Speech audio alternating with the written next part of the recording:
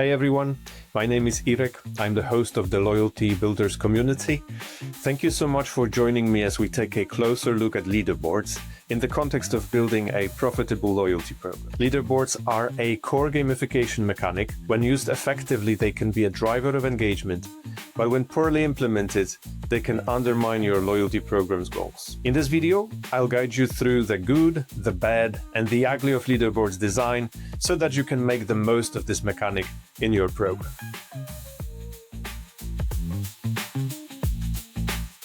So what is this feature all about?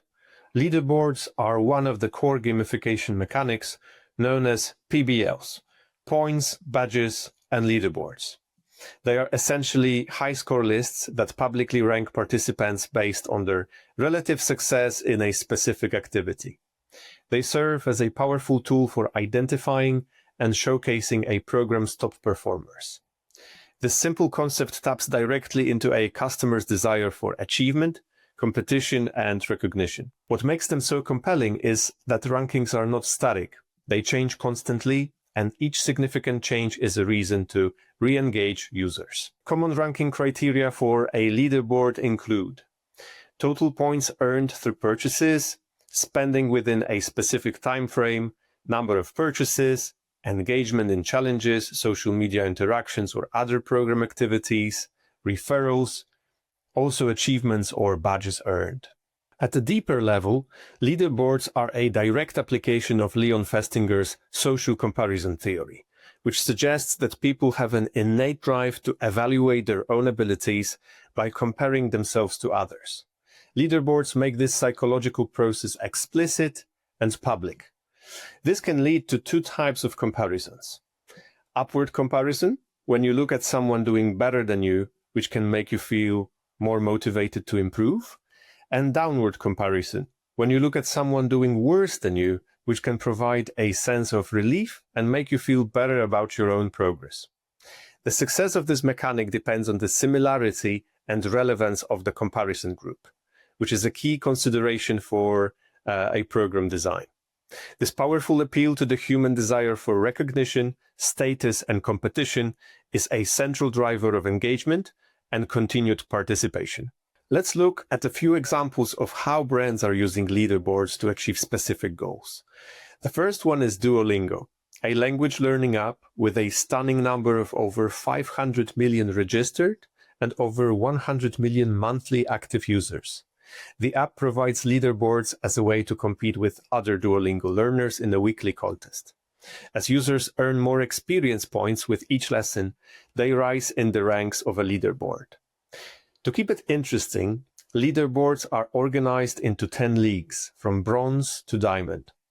The top point earners in a leaderboard are promoted to a higher league for the following week. The lower point earners are demoted to the previous league. This way, each week, users face a new group of competitors. As you can see, I finished at number 7 in the Amethyst League last week.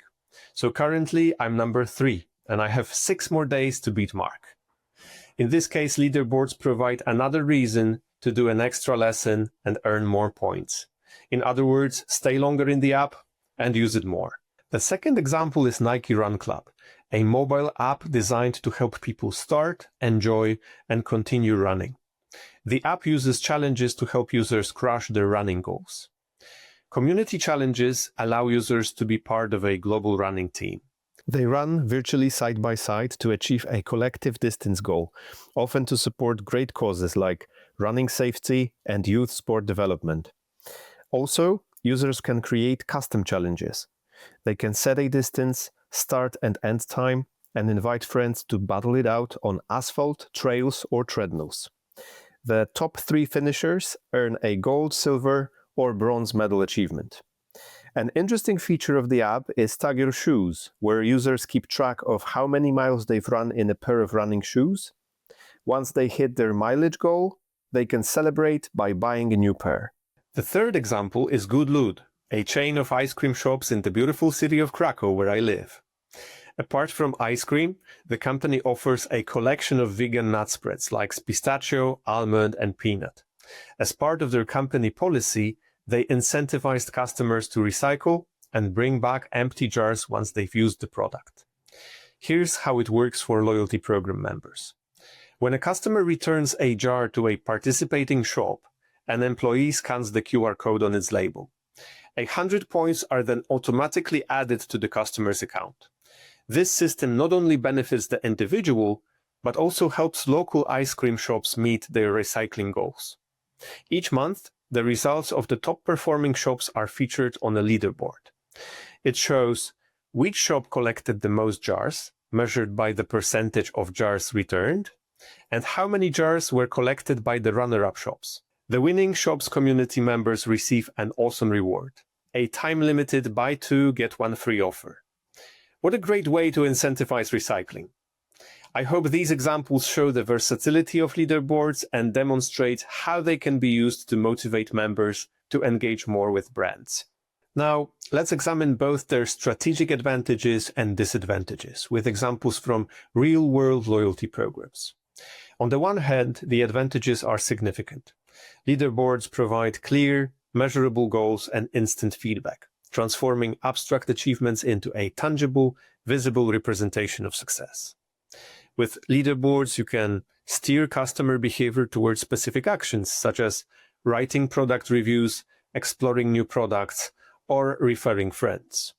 You can identify and reward your most engaged and valuable customers. By the way, here's a tip. By making exclusive rewards public, you can create a powerful fear of missing out effect that motivates users to increase their engagement in the hope of achieving similar status and rewards.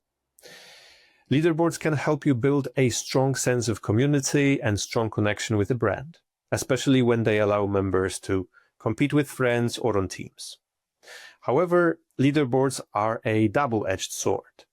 They can demotivate lower-ranking members who can feel inadequate. Due to the constant pressure and public visibility of their ranking, users who are not naturally competitive will disengage. This is a phenomenon known as leaderboard fatigue. They can encourage unhealthy competition and the urge to game the system. So, emphasizing competition over teamwork can lead to rivalry and negative emotions.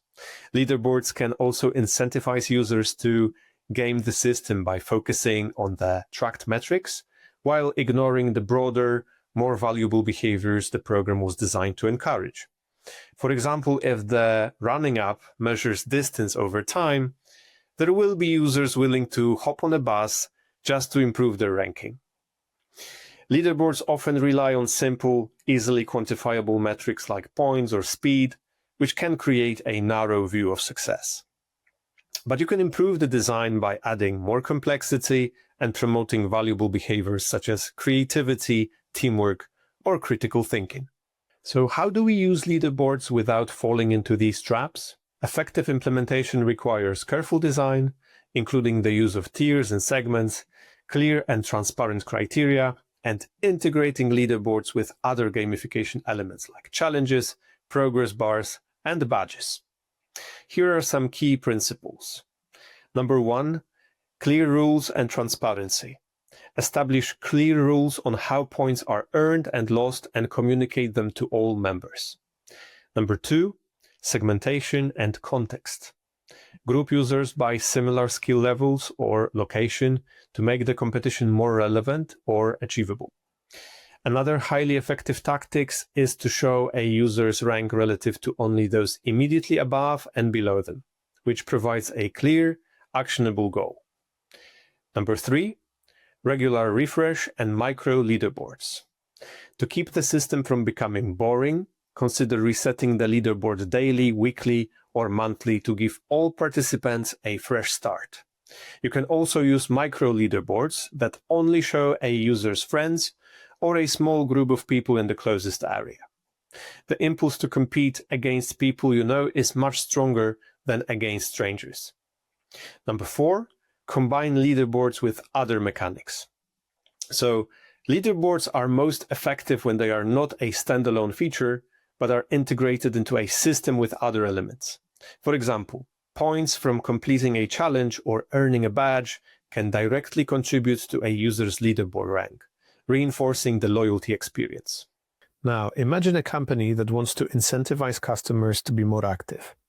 They introduce a fit challenge where customers earn fit coins for various activities. To boost engagement, they use a leaderboard to reward the top 3 participants with a large number of coins. Let's quickly set up a leaderboard for this campaign. You'll start by providing some basic information, including a title and description, a time frame to define the start and end of the ranking period, visibility settings to show customers from a specific segment or tier, and the tracked metric, in our case, the number of fit coins earned during the challenge. Once the basic information is provided, we can activate the leaderboard. As part of the design, we want to reward the top 3 members. The rewarding cycle feature allows us to do that. We can specify the conditions and the rewards for the top ranked members. In this case, let's reward the first place member with 100 fit coins and the members in second and third place with 50 coins each.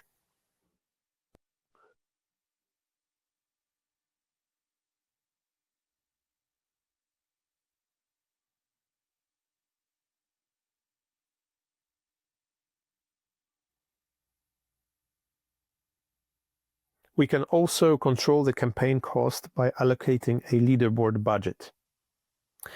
And that's it. In just about a minute, we've configured a leaderboard campaign. As you've seen, leaderboards are most effective when they are not a standalone feature, but are integrated with other design elements, reinforcing member experience like challenges, streaks, tiers, or badges. A successful leadership design avoids focusing only on the top performers and instead celebrates the progress, improvement, and effort of every member. Also, remember to position the user in the middle of the leaderboard to create urgent optimism, where the user feels they can accomplish the task, but also has the urgency to act immediately. I hope this video has helped you understand the potential of leaderboards in loyalty programs. If you want to dive deeper into this topic, you can read the full article on leaderboards on our blog. You'll find the link to the article below. Or if you'd like to meet our expert in a custom leaderboard session to see how this mechanic could work for your business, reach out to me directly or sign up via the link in the description. Thanks for watching and see you next time.